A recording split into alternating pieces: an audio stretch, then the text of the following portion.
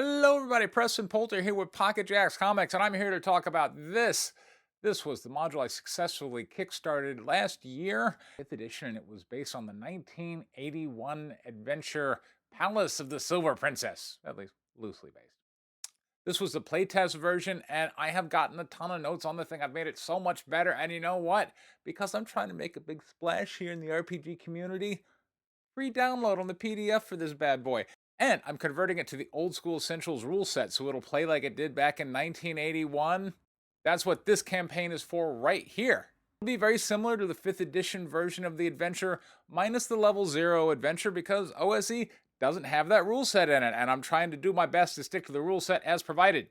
I wanted to come up with the most value I could, so check it out. You get the old school Essentials version of this module, the retail versions of both comic books 1 and 2, as well as the digital versions of all those files, a box of 3 unpainted resin mini. These things are gorgeous. I had them sculpted, gorgeous, and the STL files if you want to 3D print them, all that for $29.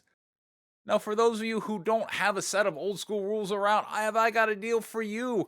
This is Old School Essentials. It's the version of essentially basic D&D from 1981, taken, modified, cleaned up, all streamlined, so you can play this adventure as it was intended to be run way back, old school. Box set right here, $80 retail. I am combining and bundling this with a special limited edition version of this adventure with this cover right here. I'm only going to issue 50 of those bundles, and that includes all the digital files I was talking about, as well as both the retail versions of the comic books. $109 gets you the box, plus the limited edition version of the adventure. Now let's talk about add-ons. If you don't know who Frank Frazetta is, you're missing out on one of the major inspirations of our hobby. He did some fantastic book covers and fantasy paintings, and this is a full-size book. Look at this.